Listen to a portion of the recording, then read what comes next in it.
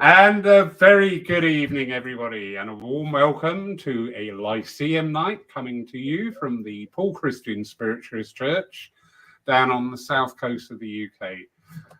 Our lovely guests tonight. All my guests are lovely. But yeah, in the few minutes before we've come on air, I just thought, oh yeah, we're going to have fun tonight. And you know me, I like a bit of fun. So welcome, everybody who's joining us live tonight.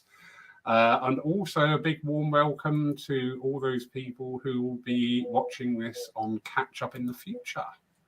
So without further ado, we have tonight with us a wonderful lady who first came to my attention in those confusing days of 2020 when suddenly this amazing list started appearing every day about what online events were going on up and down the country. And it was just like, wow, you know, this person is just amazing because it's full of links, timing, you know, it's so well set out. It's just like, wow, what a resource.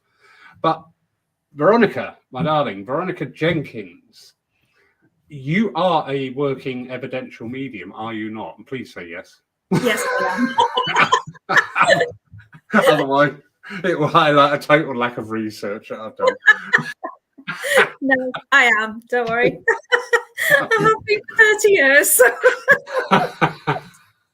Of course you are. Of course you are. Of course you are. A question of a lot of people like to ask or to hear the response from is where did all that start? Where did that, hang on, you know, I'm talking to people who aren't here. What's going on? Where was the roots of that with your development, please? Wow. Well, it takes me back to childhood because I was always a very strange child. I wasn't, looking back, I feel I probably sensed spirit, but I didn't recognise it for what it was, as most mediums, when they're small at the time, don't recognise what it is that they're sensing. But I was always interested in sort of astrology and astronomy and the weird and wonderful stuff, the esoteric. And I'd always gone to church with my parents as well. They'd taken me to church every Sunday since I was in the pram, apparently. So I've grown up with religion and understanding what religion was about, etc. And I'd actually started to ask my mum to take me to a spiritualist church. And she never did. I have since taken her several times to a spiritualist church, but she never took me. So it took me going to university in Nottingham, and there was a spiritualist church in West Bridgford, and still is, and started going there. And the first time I walked through the doors, it felt like home. You know, there was an understanding there. Everything seemed to make sense to me in a way that it never quite did in the Christian church. So I just became a member of the audience, you know, went every week, as you do, and thought, oh, I'd like to try and develop. I'd like to try and do this. But it was the days where you had to be asked to join the circle. And it took quite a while. I think I'd been going a couple of years before I was asked to join a circle. And I was very fortunate to be asked to join Pat Hunt. I don't know whether many people know Pat. She's not a present that's online, but she's DSNU, and she was trained herself by Gordon. So a very, very capable medium and an excellent tutor. And I was under her wing for a couple of years, and then I was one of her fledglings, and she took me out. Mind, I think it was because I was the driver as well. Yeah, it always comes in handy. Yeah, it always helps. Yeah, messages aren't bad, but lovely car. Yeah. And that's where I started. I think it was about 29 at that point. And it coincided with me taking over as president at West Bridgeford Spiritualist Church at the time. And I was president there for a couple of years before I got married and moved to the West Midlands rather than the East Midlands. And I had sort of helped out Tamworth for a while, booking secretary and all of the fun jobs. Yeah. It's got to be the worst job in the world. And any booking secretaries on tonight are going, yeah. Yeah. Well, I've done it a few times, so yeah, but I had 2 children and my career kind of took over. So spiritualism very much took a background for many years. And I was always available for cancellations at Tamworth and at Bloxwich and places like that. And it was only since I retired, just before lockdown, that spirit really came back into my life and started getting a lot of bookings. And then lockdown happened, and it was like, oh, okay, what happens now? Is it my fault? Yeah. What have I done? Yeah. What's spirit telling me? Absolutely lovely. I love that history there. Because you can sense it and feel it as well, and it's sort of like the minute you walked in the door, spirit went, at last. Yeah. I mean, yeah. We've got some news for you. Yeah, surprise. Yeah. Careful what you wish for. Brilliant. And that brings us up nicely to the 2020 years, as it seemed. Yeah. Because a lot of people suddenly, we were forced. Well, we weren't forced. We had 2 options. We could go on the internet or not. It was really that simple. And those of us that did go on the internet, it was sort of like slow to start. But suddenly, where did that inspiration come from for those lists that you started producing? Because they just appeared and they were amazing resource. Well, as a head teacher for 20 years, one of the key elements of organisation and everything is communication. And I don't know why, it was one of those things. I'd been off work ill for a while before I retired. And one of the things that kept me sane was collecting information, bizarrely. And the information I collected was about spiritualist churches, because there didn't seem to be a central point of information or anything like that. So, even before lockdown, I'd been thinking about how information came together and how that was used and how people had access to information about spiritualism. And then when lockdown happened, because I'd been doing all of this research, I had quite a lot of contacts on Facebook. I wasn't very active with them, but I'd linked with them. And I'd already got lists of churches and things like that. And when lockdown happened, it was like, well, I'm aware that there's odd services happening, but if you're not linked to them, you wouldn't know about them. Yeah. So how do you, as a person who's a spiritualist and wanting to continue attend a church, how do you actually do that if you don't even know that there's anything going on? So that's where it came from. It was like, well, let's do something. And I know there was Michael Swindell's group, which was quite active, and he would start posting events. And I thought, well, there's the start, but it needs more than that. It needs putting into some sort of list. And I just started putting it in a list, and it just went from there. It was useful, I think. More than useful.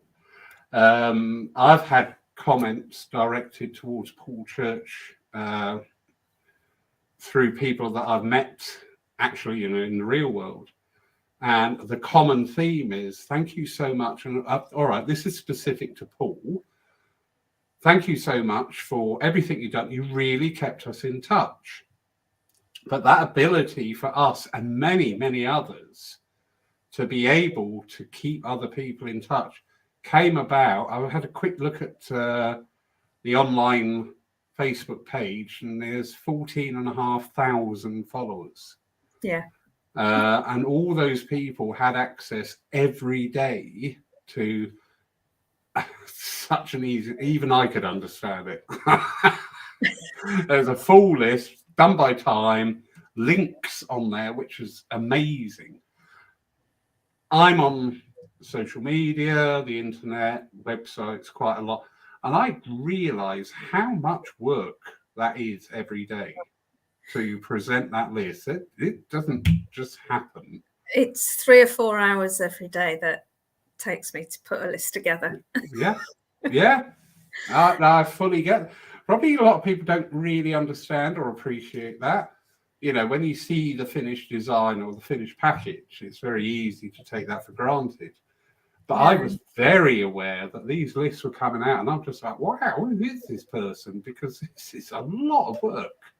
Well, in the first sort of even 3 or 4 months, I think I thought it was a busy day if I'd got about 15, 20 events in a day.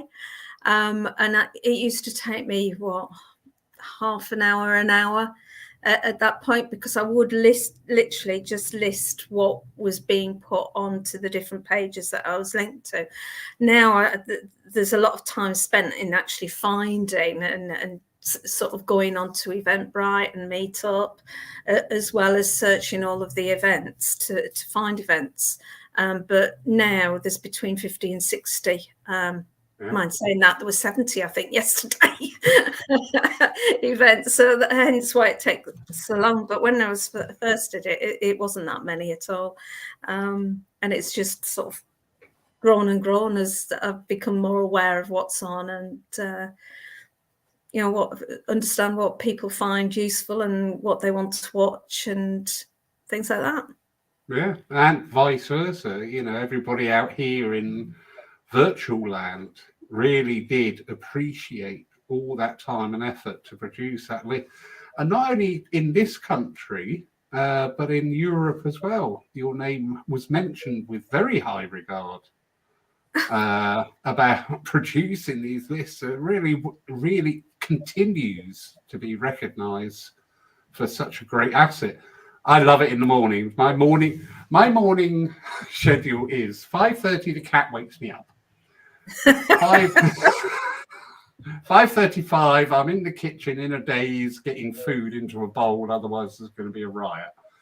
Then it's coffee and whatever needs to be done. Sit down, switch the computer on, and ding, up comes the list every morning. And I always have, that is my morning ritual now. So thank you for that. You're welcome. But it used to be that I try and get the lists out by 10 o'clock in the morning, but because there's so many coming in from America now, and their sort of evening is our morning kind of thing, and whatever, then I do them at night now.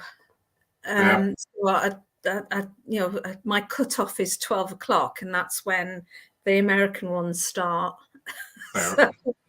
So from 12 o'clock till 4 o'clock, there's all the American ones, which are mostly Facebook Live. They don't seem to have found Zoom in the same way this country has. And then sort of the UK ones start about 10, 11 o'clock and then run on through. Right. That's an interesting observation with the American market with not finding Zoom. No. We've got the lovely Ron Cox in tonight, a medium from Florida. So come on, Mr. Cox, why aren't you using Zoom? Let us know. When they come to do their circles, there's a lot of free circles that are run by American mediums, and that they use Zoom for that. But when they do their mediumship demonstrations, it's always the Facebook Lives that they do it through. Okay. Interesting. Yeah. I like little bits of that, because later on something will be said or something will happen. You go, I get that. Yeah. There is a question here, a bit unrelated, but Keith has found the time to type it out. And he's just saying, I was once told that more people claim to have seen a spirit than claim to have seen Australia. Yet science seems to suggest that these people are either lying or are deluded. Science doesn't seem to have an incentive to prove or accept the existence of spirit. If science were to prove the existence of spirit, what would be the point of living in this world with so much pain, suffering, and hard work? What do you think? I think the point of living in this world, and as I said in my philosophy at the church the other night, our experience in this world is like a child's experience in a playground.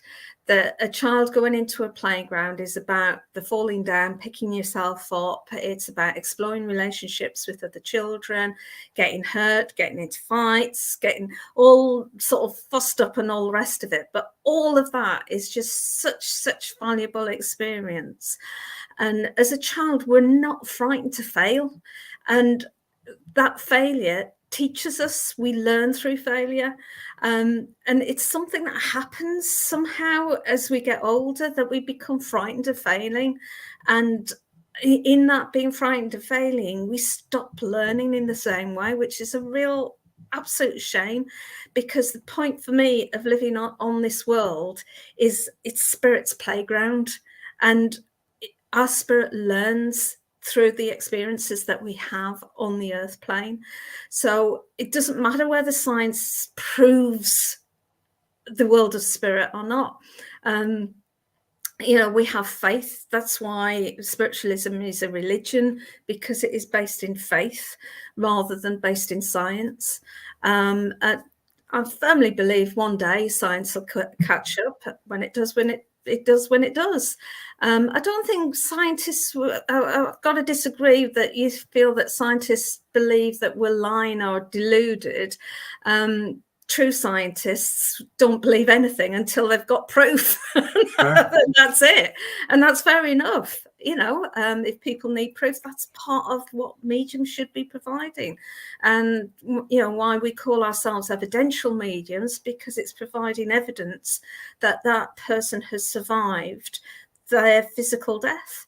And through that evidential mediumship, you're giving them information that only you and them would know, and you couldn't really guess that half the time, and that's where your evidence in scientific proof is. And when science catches up, it will, but in the meantime, and even after they do prove it, it's still a point of living, because our spirit still needs that playground to grow and learn and experience. So Indeed. That's what I think. Brilliant. Thank you, Keith, for putting that in. I think Keith's there with the last few Lyceum nights. We have been going on the scientific approach.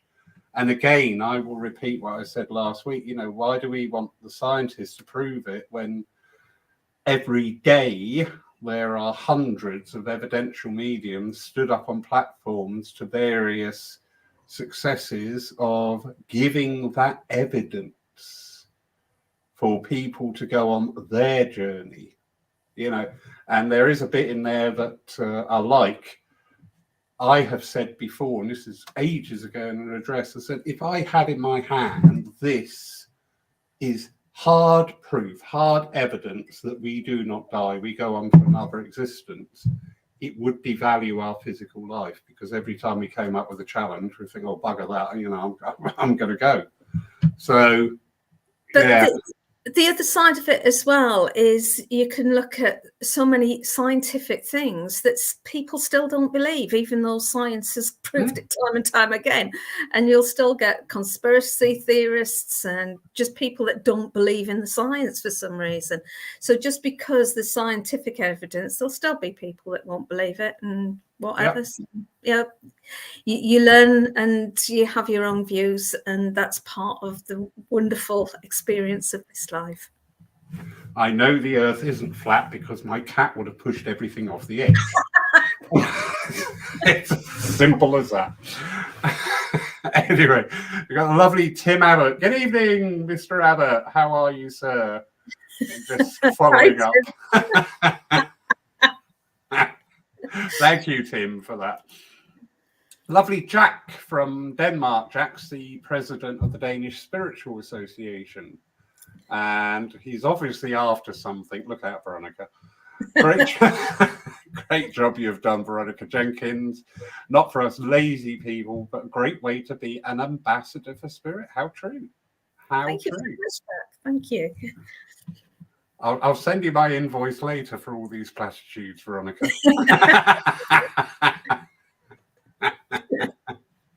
And lovely Phil Shaw from Wimbledon. Not only are you providing a valuable service with your listing, Veronica, but also dealing with SPTV Psychic Evenings, Saturday online demonstrations, and PCSC Saturday night demonstrations. You know, there is more beyond life than SPTV, but I'll get that in anyway.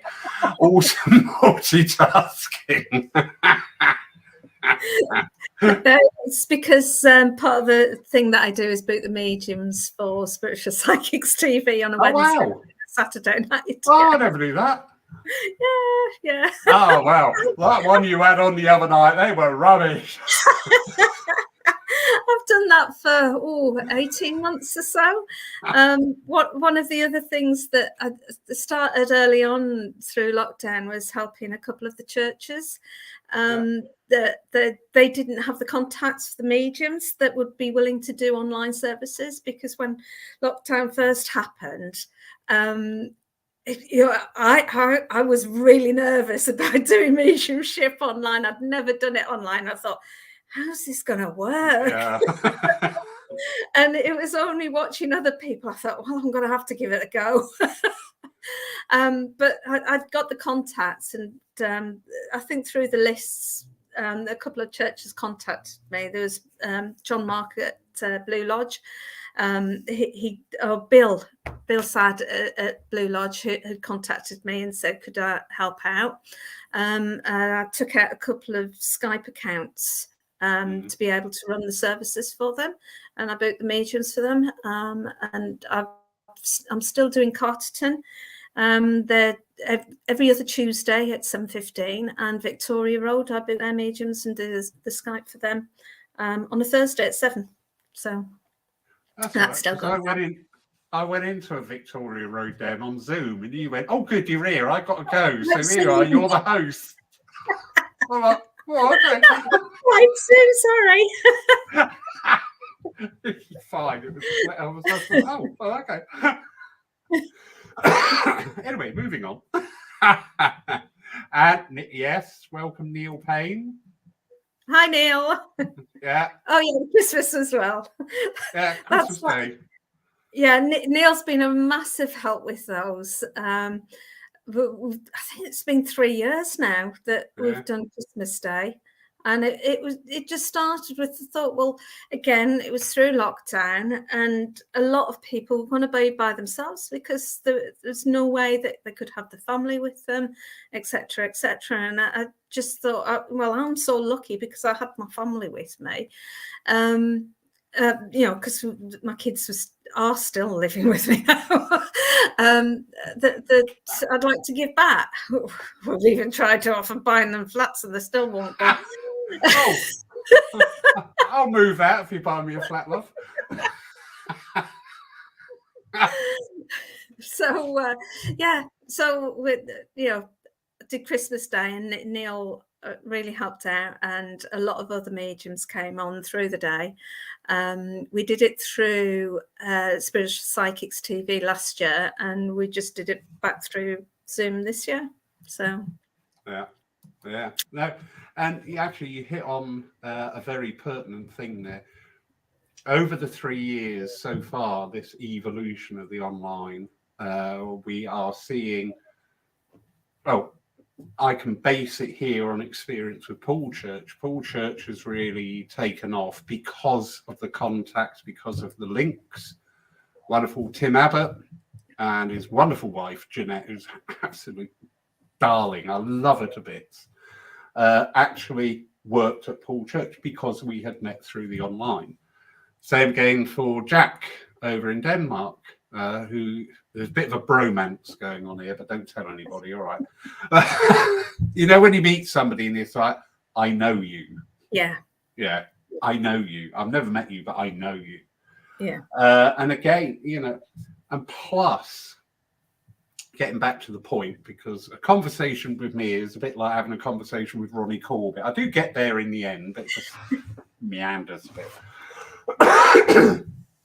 Where we are reaching out on our online, not only to people in the UK who are in isolated communities or for whatever reason their local churches or centres aren't ticking the boxes. So we are reaching out to these people, especially in the first 18 months when we were getting hit by lockdown. Do you remember the levels as well? You're in category 1 and you can't go into category. Oh, what a bloody nightmare that was. And plus the fear factor. You know, people were very fearful about going out and mixing with crowds of people. Get that totally, absolutely fine. But these online experiences really help that niche. Remember, I was up in Scotland, in Edinburgh, and somebody turned to me and just said, "Oh, Laurie, blah, blah, blah, thank you so much for what you've been doing online." I went, "Oh, that's all right." And I turned away and I suddenly thought, hang on, I've never been here before. And this complete stranger is quite comfortable to call me by my name like an old friend and, you know, just endorse that the works that everybody is doing is keeping people in touch. And I thought, that is incredible. That really is amazing. And it's all powerful stuff. It is. It is. Yeah. Very, very much. Yeah. Still, because, oh, sorry, God. No, I was just going to say, because it's not just about people that, for whatever reason, don't feel comfortable going to their local church, but it's for people that aren't actually physically able to. And that's not just people as elderly or disabled, but it's mums and dads with babies that can't just walk out on an evening and go to church and things like that. So it's just broadened the potential audience of our religion massively. Yeah, very good and very valid point. Phil Mortiboy, how would you like to see spiritualism develop in the future, and what more can be done to get the message across to a wider audience? Over to you. In the future, it's got to be more mainstream. I think today it's still seen as a bit of a sideshow to some people. Yeah. And it's got to be more mainstream. It's got to be more acceptable. It's got to be that people aren't sort of worried about opening up to others to say, hey, I'm a spiritualist. You know,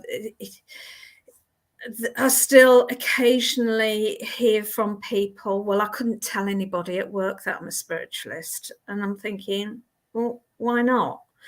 And I do know why not, because for most of the time I was a head teacher, I never mentioned it.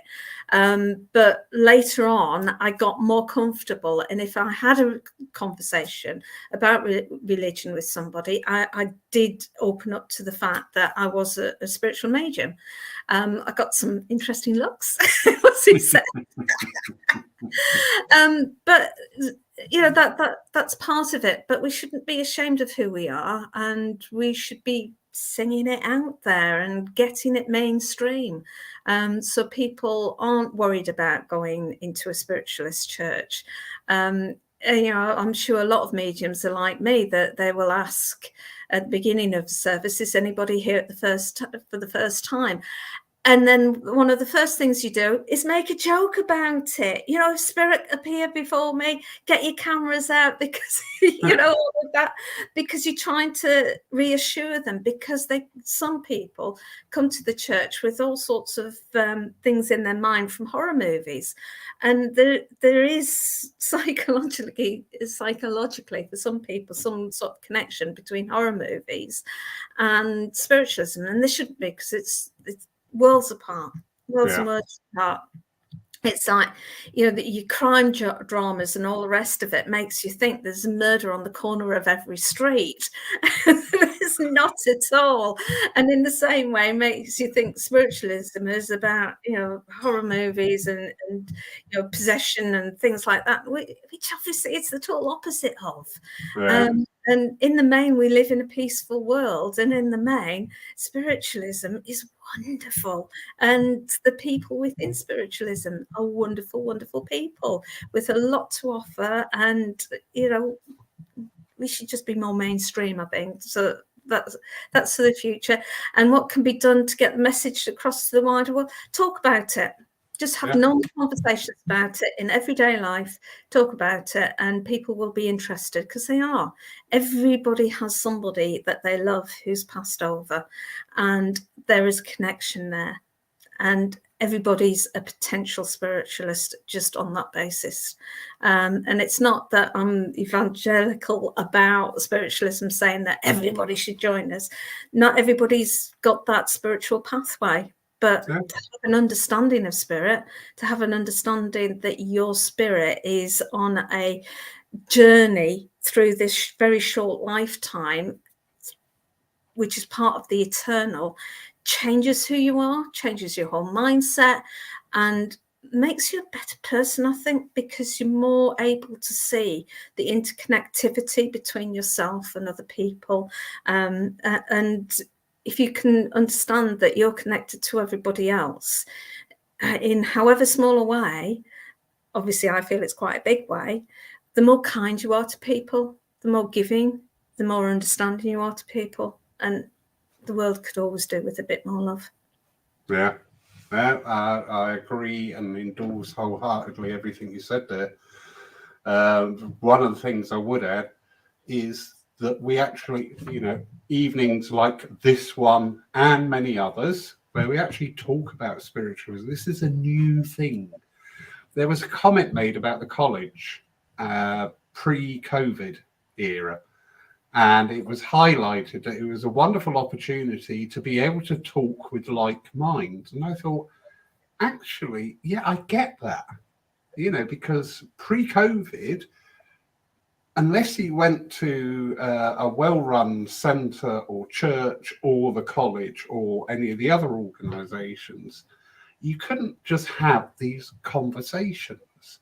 But now, post-COVID, I mean, I'm looking down the list here tonight of the people in the room. There's 42 in the room, and I think probably about 35 are actual working mediums.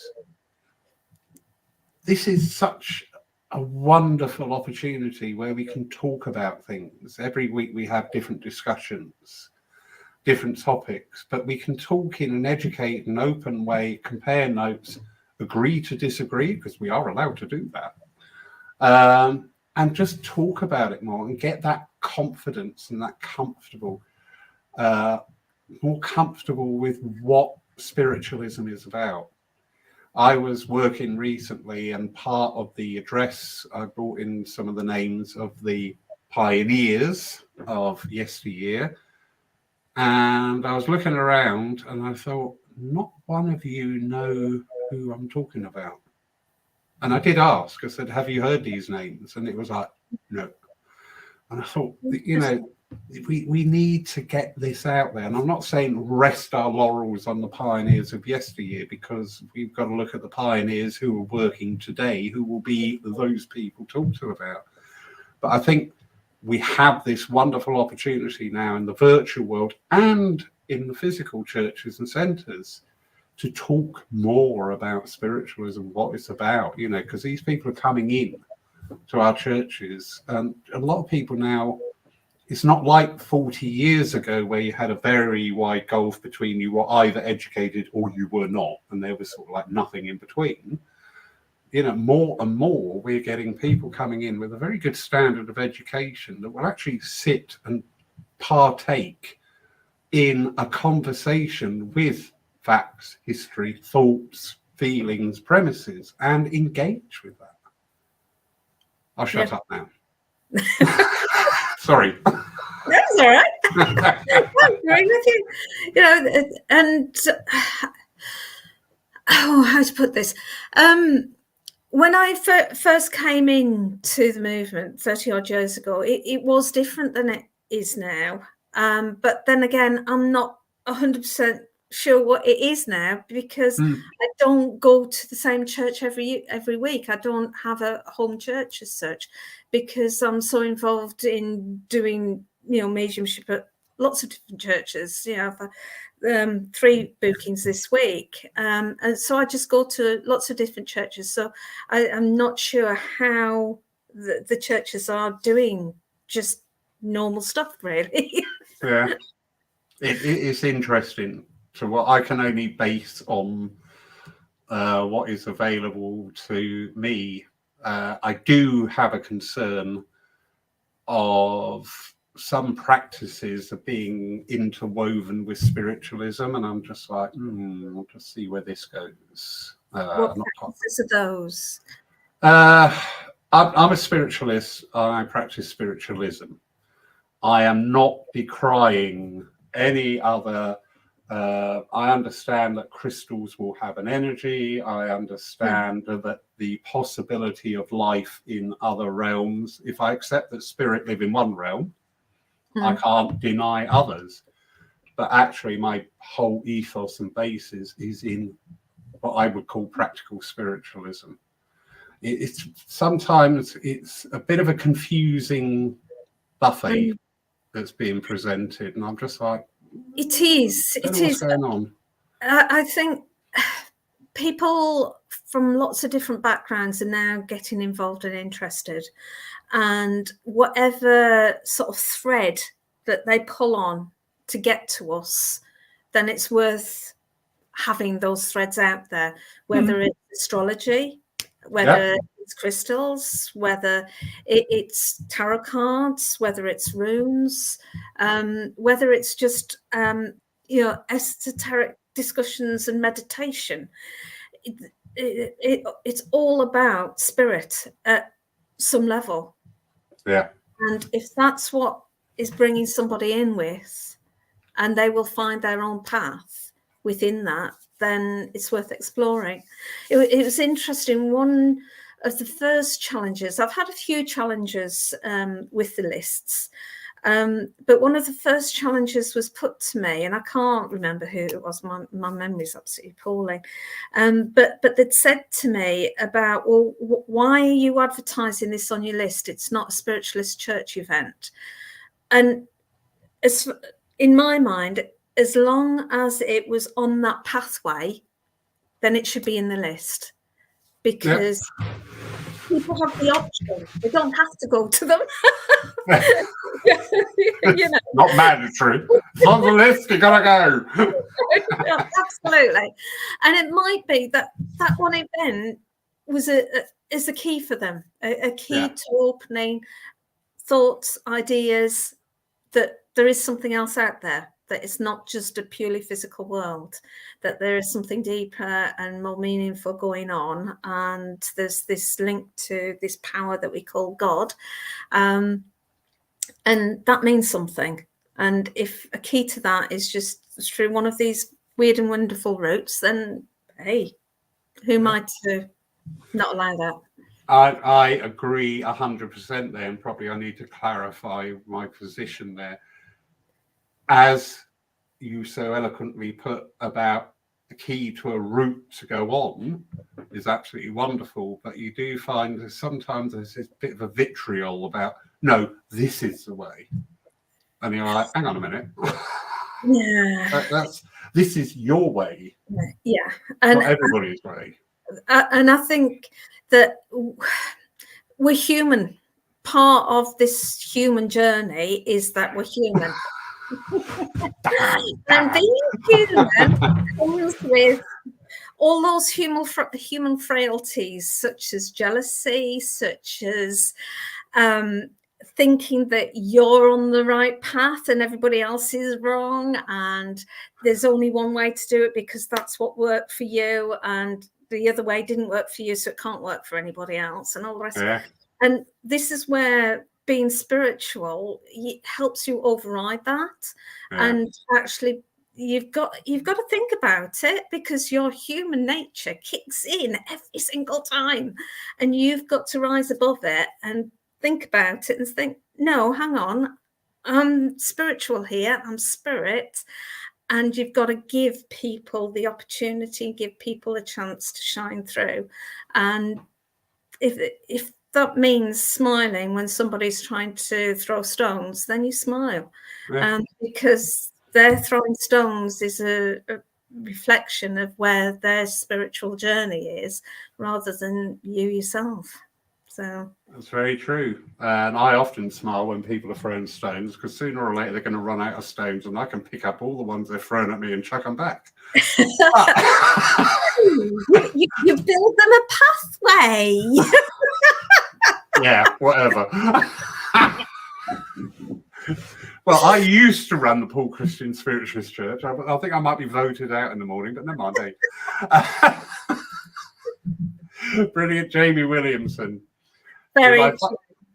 Yeah, it is. It is very true. Yeah. And this is what I feel we need to propagate, is to allow other people to have their own beliefs. But as I say, I do get a little bit stubborn, shall we say, when it's, no, this is it. And especially certain practices under the name of healing. I just think, oh, you can cure cancer, can you? Really? That's very interesting. Would you like to come with me to the local hospice? Which is a conversation I actually had. Because for only £900, I can have my cancer cured. And I'm just like, this is, we open up our churches and centres. That's something different, especially if people are charging for it.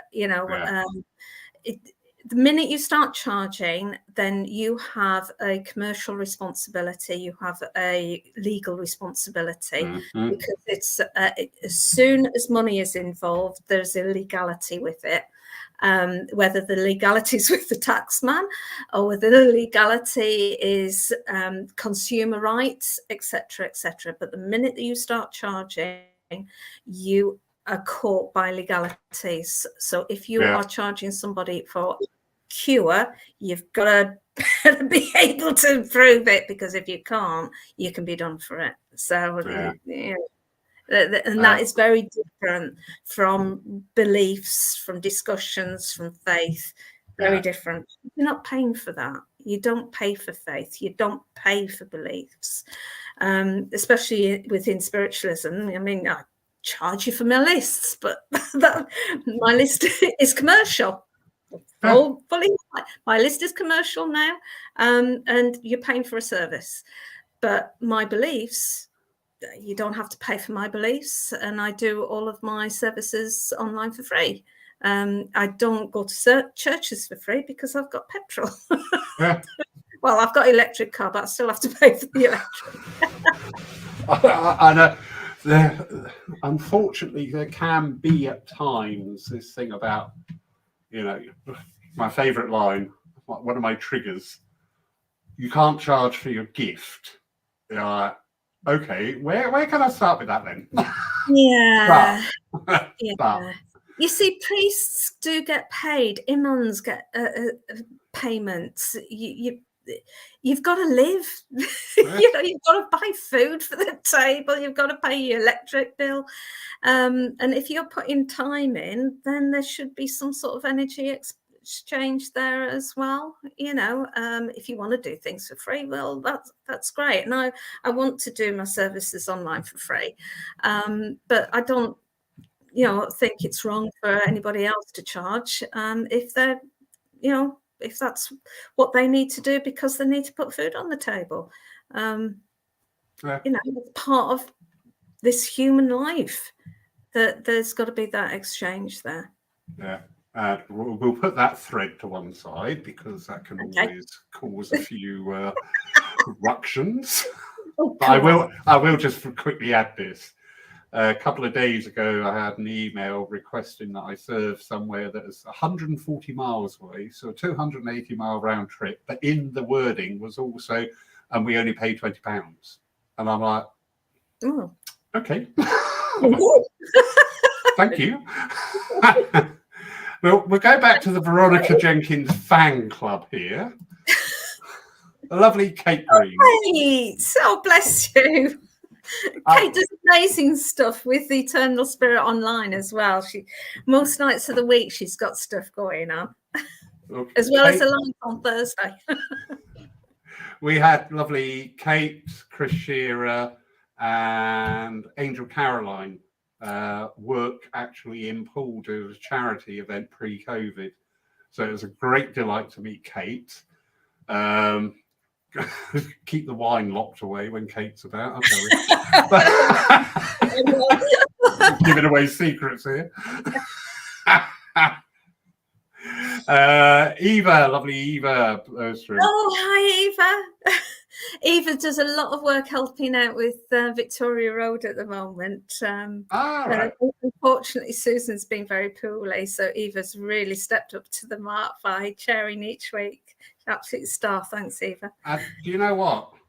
That is, I wasn't aware of that, and that is actually really lovely point. You know, we do tend to focus in our developments about becoming an evidential medium. But do you know what? The evidential mediums are nothing if you haven't got the person up there to chair. Absolutely. And to chair it in a way that is suited. You know, you're at it. I was talking to the medium we had here recently, and I went, "Did you feel that shift of energy in your address?" He went, "What was it?" I said, "I have no idea." But there was just this movement of energy. I was fast, but that just showed you're all interlinked. Yeah. You know, you're not sat up there and hurry up. You know, you've been with them 8 minutes now. Speed it up, love. Some are, but yeah. So well done, Eva. Well done. And the beauty as well, Eva is not resident in the UK. No. How awesome is that? That we can have this cross-fertilization going on between our churches. Cooperation. There's a thing. There's a thing. True spirit. Yeah. Lovely. Now, not only do you still produce the daily list, you have other pages, do you not? Would you like to explain some of them? I do. Okay. I've got the online list, the online spiritualist churches list, and that's the main one. That's, as you've mentioned, got 14,500 followers, and that's where most online people will post their stuff, and a lot of that goes onto my lists. But when churches started opening up, I was aware that there wasn't a central place for people to advertise those. And plus, when churches first started opening up, I had the crazy idea of, I'll do a daily list for that one as well. Well, when it got to spending literally all day Saturday for Sunday's list, I thought, nah. Yeah. Enough's enough. The churches are open now. They can find their own. Yeah, been there, done it. Go away. So I went back to focusing on the online ones that I'd been running anyway, but the focus went back onto them. But I still do have that page.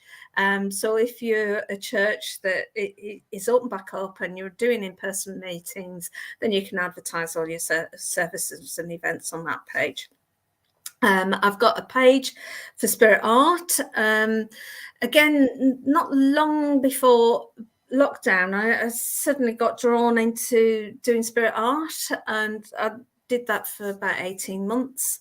I just haven't had the urge to recently. I don't often feel that guide that was working with me around me to do that. But I started a page specifically for spirit art, so that's in the ether somewhere, and people can post their spirit art on there.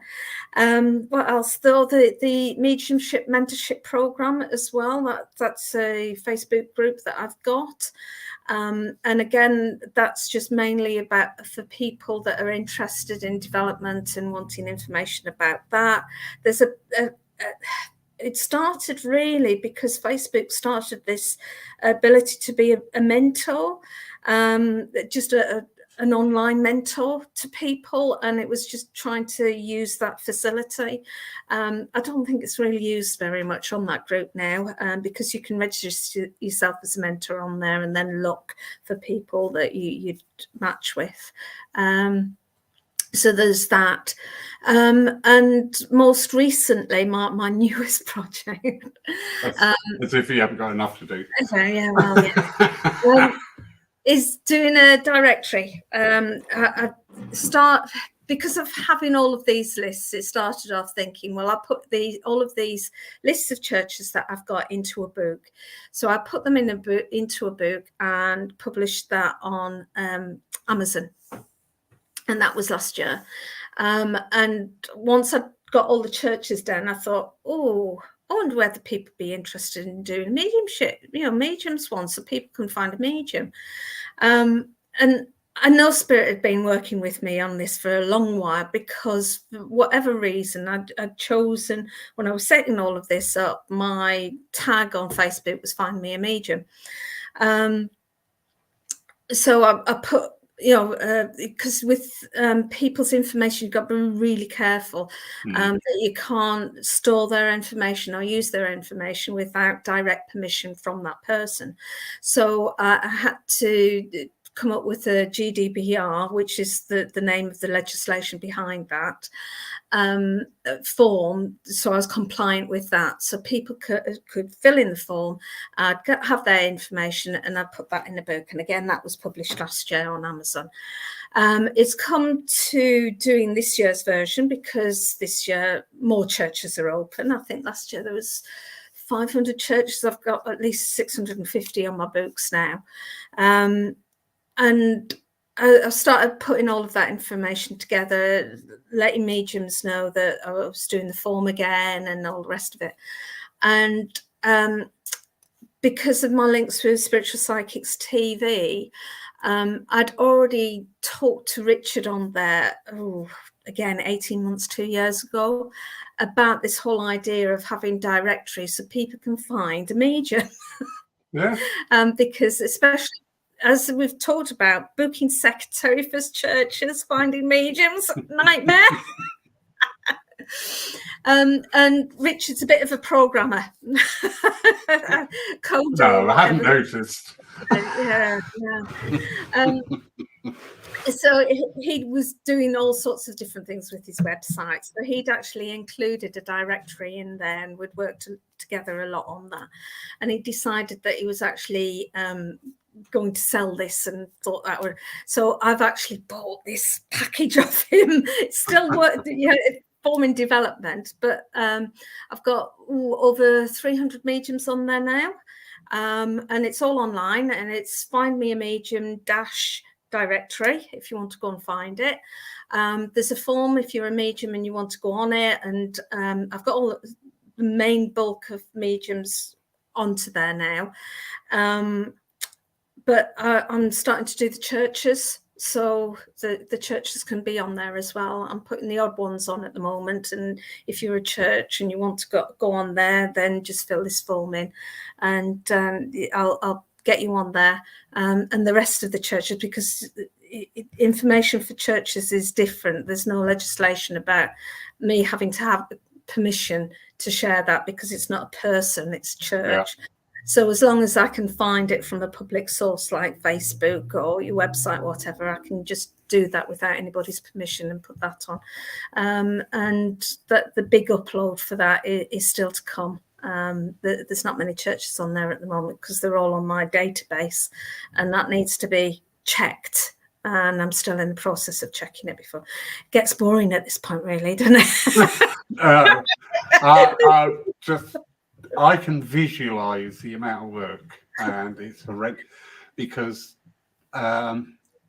outside of belonging to whatever organization, there is no centralized listing, to the best of my knowledge, about, where did we go? We went to that place you go just before you die, Ilfracombe, on holiday. And I wanted to go to church and couldn't find any listings for it. Well, lo and behold, when I walked out of the hotel and turned right, ta-da, there was a church. But yeah, I can see the list.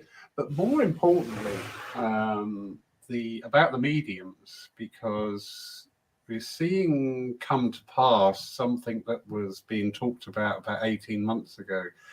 Since the lockdowns, an awful lot of platform mediums have stepped back from working on platform. Get it, totally get it. But that has meant, and especially in areas which have quite a heavy saturation of mediums, you either end up with this one program just moving around all the local churches week in, week out. I'm getting contacted by several other places saying, have you got anybody you can recommend? Have you got any direction we can go in to find me? Because actually that realization is starting to come about now that we need to expand our field. Yeah, well, have a look on my directory. You might find some new ones on there. I'll just go abroad, love. As long as it says south of Dover, I'll have them. I don't mean that, Jack.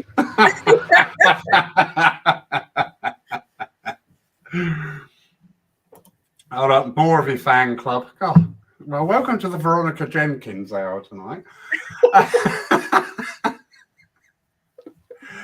That's Neil. Well done for pointing that out. Absolutely pointing that out, because it is quite a powerful little tool, Zoom, and I think a lot of people neglect this. That you can do some absolutely amazing things and really worthwhile things as well. Not only just your standard service, but to raise funds, to bring around educational things. I was in the Arthur Findlay College online open weekend, and that was amazing because I was having that opportunity to sit with tutors that I would never otherwise have that opportunity, but even just for an hour. So yeah, there's so much in there, but well done to you, and thank you, Neil, for pointing that out. I'll just plug. I'm not actually a member of the SNUI. I was at one point, and I don't know why I've lapsed it. But anyway, the SNUI have actually got a tester freebie for February. So if you are interested in joining SNUI, I mean, it's only £25 a year anyway, and you get access to so much stuff. It's unbelievable. But they are actually offering February free to test. So if you're interested in development and stuff like that, then it's worth signing up for the month, isn't it? Yeah. We're not an affiliated church down here. We're an independent. However, we're all spiritualists. We are. At the end of the day. You know, so whatever banner you come under is absolutely fine. We are all spiritualists. Sue Townsend. Veronica, do you feel some people may be put off spiritualism because of it being a recognised religion? And is there a need also for a broader spectrum and education through understanding spirituality in tandem with evidential mediumship healing messages, which could offer a person the opportunity to develop a greater awareness and understanding of life after death without the necessity of subscribing to a particular religion? Okay. There's a lot in there. There is, isn't there? Okay. Yes, I think some people are put off spiritualism because it's a recognized religion. But then that's their pathway that they're going to have to work through, and they've got to ask themselves, why is it being part of a recognized religion something to be put off by? You know, what is it about society that's putting pressure on them to think that they can't belong to a religion because it's wrong in some way? You know, that there is an interesting discussion to be had with themselves around that. Yes, we need all sorts of discussion, education about what spiritualism is, what spirituality is, what's mediumship, what's psychic, everything like that, because there's a lot of people out there thinking that mediumship is psychic and that there's no difference between evidential medium and psychic, and they're two different things altogether. And you know, understanding where healing comes from, what that's about. Yeah, all of that needs more discussion, more awareness.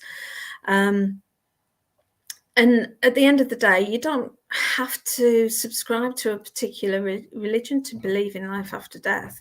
I think there's quite a lot of people that believe that there's something after, but they don't actually have a religious hook that they hang that on, and that's from across the world.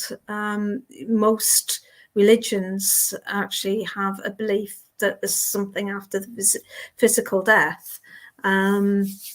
So you know, I think it's just part of our human nature to believe that there is something after physical death, and it's just modern society that has sort of taken that away from us in some way. I think that's part of modern society, taking death away from us. And, you know, death is hidden from us mostly these days. It used to be that death was in the home because people died in the home, where these days people are carted off to hospital to die rather than actually in the home to die. And you know, it's not part of a family's experience, because you don't have generational living in the main. So it used to be that, you know, grandchildren are in the home when their grandparents died. So it was just part of life that you had death. But you know, I was in my 50s before I actually saw a dead body and saw somebody die. A very close friend of mine, but that in some ways that's sad, because I think you need to have it as part of your life to have it as part of your thinking, and we need to think about it more and understand it more. Yeah, somehow. Here. And that sparks off a conversation we were having a little while back about, you know, 40, 50 years ago, every area had a lady who would do delivery of children and lay out the deceased, because they would be in the sitting room for 3 or 4 days before the funeral or whatever service. So it was in the energy of people. And like you quite rightly say now, you know, they're in hospital, fine, they can deal with it. And I don't mean that disparagingly, but it does. It encourages you to put it to one side, rather than to be part of it. Yeah. And just picking up there about the religious aspect, you know, people don't bother anymore saying this to me. Oh, well, you're a church, people don't go into churches. Well, it's before the watershed, so I can't say what I really think to that statement. But I just think, you know what, if the word church upsets you in any way, shape, or form, that's really your issue. Yeah. And it's not for me to change to make you feel comfortable. Maybe you should try and have a look.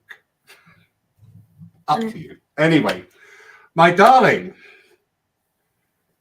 quickly, Jamie Williamson. Death is the final taboo. It is so often seen as a failure of modern medical science and something that polite people don't talk about. Yeah. So Jamie's saying we're impolite, so thanks for that, Jamie. Rude. There's the Death Cafe There's a Death Cafe Society, but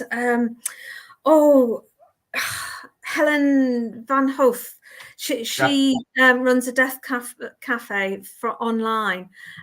So if it's a topic that you're interested in and want to sort of be with like-minded people talking about it, then I'd certainly recommend popping along to one of her sessions. Yeah, definitely. Well done. Well, it's been my delight to officiate at the Veronica Fan Club tonight.